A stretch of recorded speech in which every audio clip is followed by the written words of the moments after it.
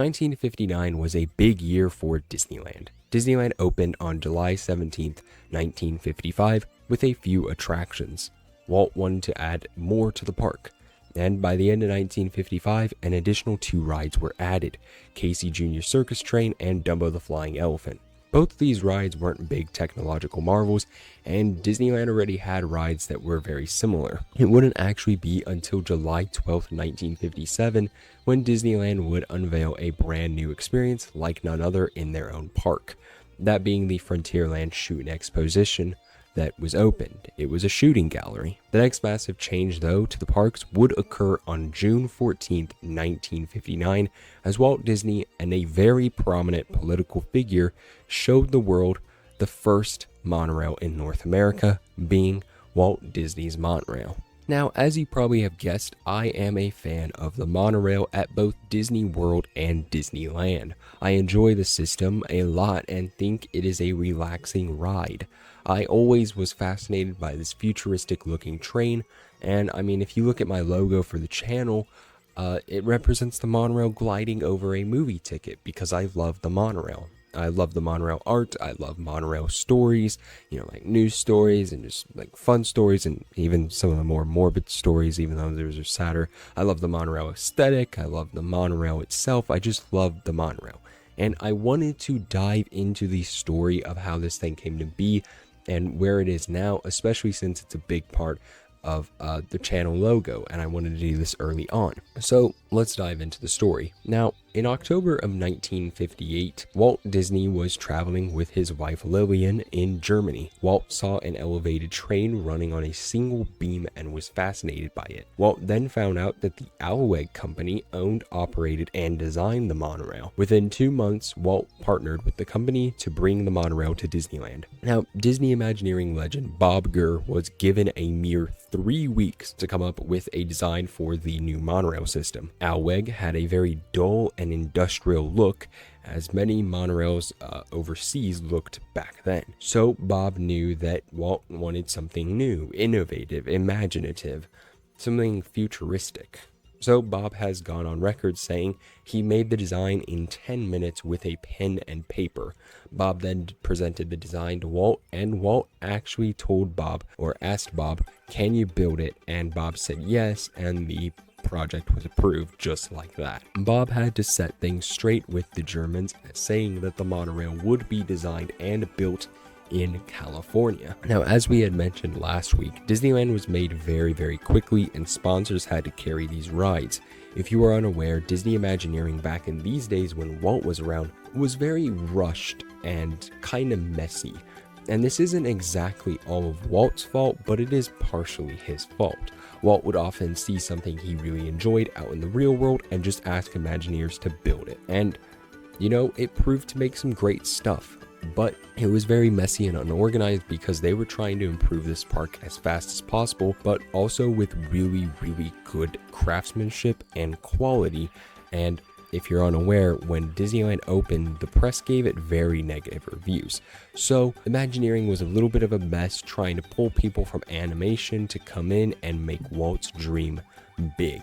And so animators would then become Imagineers, and then you get a bunch of random Imagineers who don't really know anything about designing a theme park, but have to figure it out. Anyways, back to the story. Bob Gurr himself would have to carry a lot of these projects on his own shoulders, and this is really evident here with the monorail story. Bob did try to work with Standard Carriage Works of East Los Angeles, but due to the monorail deadline coming far too soon, production of the monorail was moved to Walt Disney Studios, yes, the movie studio in Burbank, California. The monorail was made on the same soundstage that 20,000 Leagues Under the Sea was shot on. The monorail was delivered only 2 weeks before its dedication. Testing would start, and the monorail completed its first ever successful trip around the park on, wait for it, the night before its opening, June 13th, 1959. Yes, the monorail did make some trips around, but either the thing would break down, it wouldn't make a full trip, but its first full trip June 13th, 1959, and this thing has to open the next morning. Since the monorail was very unpredictable, Bob wanted to park the car at the station instead of having it roll into the station for the press, because he was worried that the thing wouldn't even make it into the station for its first full public tour. Now, remember when I told you that Walt and a very prominent politician at the time had opened this thing up together? Well, as you may know, Walt was very good friends with a decent amount of politicians and really anybody that had power, since he himself was the biggest entertainer in Hollywood. Ronald Reagan actually helped open up Disneyland with Walt in 1955, but at that time Reagan was just acting and would soon run for California governor. Walt was also good friends with Richard Nixon, and in 1959, Nixon was vice president of the United States to President Eisenhower. This was a bit of a problem because Walt had invited Nixon and his family to come onto the monorail as the very first people to ride this thing, and a few big stars would ride after. And Bob, of course, was worried because you have the United States vice president on this thing, and the monorail looked like it was going to fail its very first public ride. Of course, having big name stars at these opening ceremonies was no stranger to the Disney brand, or even today. I mean, some of the stars will come up to the openings of rides, but it's not a big televised ordeal like it was back in the days when Walt was around. Now, as the monorail took off, Nixon realized that he had left the Secret Service on the landing platform, so Bob Gurr had accidentally and successfully kidnapped the vice president of the United States for a few minutes, or at least that's a story he likes to tell. After the Nixons had their ride, Bob took the press and celebrities, and then the general public. Art Linkletter hosted a televised broadcast of the first official ride on the monorail, which was for the celebrities and such, much like how Art hosted parts of Disneyland's opening in 1955 with many big stars, including future US President Ronald Reagan. Now, after the first official ride, Walt tasked Bob to pilot the monorail until 9 p.m., and somehow the ride didn't break down until very late that night. The mission of making Walt's dream for the monorail come true was a success. Now, I did fail to mention that the fact that the monorail in many ways was just like the Disneyland Railroad, except it was a futuristic car. It wasn't really that special because it just kind of went a circle around Disneyland, but over time it would become better and more improvements would come in. Bob and the Imagineers worked on the Mark II, which would increase ride capacity and extend the track itself. The Mark II debuted only 2 short years later in 1961. The extension of the track itself would take guests out of the Disney property and onto a public street for the very first time. The monorail traveled to the Disneyland Hotel, which opened on October 5th, 1955. There was a station there to take guests into Disneyland and of course back to their rooms at the Disneyland Hotel. In 1969, Imagineers created the Mark III, which would correct many shortcomings of the monorail up until that point, and it would add a 5th car to each and every single train. But the most iconic improvement of the monorail would come in 1971 when Walt Disney World opened. Sadly, Walt had passed in 1966 and would only see the Mark II come to fruition, and never would see his ambitious Disney World open. But Roy and the Disney Imagineers were dedicated to making Walt's dreams come true. I think the Mark IV monorail does just that and was a staple of Disney World. Unlike Disneyland's monorail system, Walt Disney World's system felt important and useful. Disneyland is too small to make a monorail feel very practical. The real estate in Anaheim that the Disney company owns is nothing in comparison to Disney World. When I had gone to Disney World in 2019, I was very shocked at how large the area was. Of course, I had heard all the stories about how large it was and should have already known that, but going there is just something else. The monorail there felt so much better and magical because it was practical. It gave you amazing views and it just felt right. I think when Walt had the monorail built, he just wanted a futuristic train that showed the world the innovations of Disney Imagineering. Now, when it came to Disney World, the Imagineers knew that they had to go big with their new monorail system. In 1971, Disney World had the Magic Kingdom, the Contemporary Resort, and the Polynesian Resort. The Mark IV monorail connected to all three of these places with stations there and an ambitious track, and it also connected itself to the Ticket and Transportation Center. The Mark IV came with Disney World's opening on October 1st, 1971, and became so iconic for its shocking innovation of running through a hotel.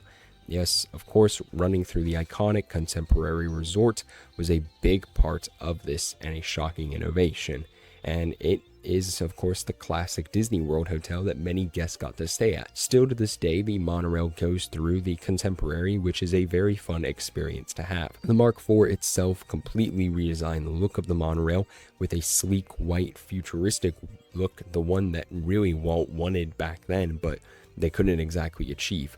Bob Gurr does recall adding a seismograph into the monorail's track as it enters the contemporary. Bob then actually got to drive the monorail at 43 miles an hour instead of the regular 5 to test the structural integrity of the hotel. Needless to say, the hotel remained the same and didn't shake, which is actually very impressive. The Mark V monorail was bringing the Disney World monorail to Disneyland. This had debuted in 1987. The monorail system replaced the old rundown Mark III fleet with a new look for the Disneyland guests. From the years of 1989 to 1991, the final iteration of the Walt Disney monorail system was complete. Throughout this time, the Mark VI was implemented all across the resort. Still to this day, you ride the Mark VI monorail system. The system sometimes holds up and sometimes does have difficulties, so honestly I do hope that Imagineering for the 55th anniversary of Disney World or the 60th can release a new and far improved system. Now with the Mark VI system, you do have a total of 12 trains and 6 stations. The track is enormous and helps you get to both the Magic Kingdom and Epcot.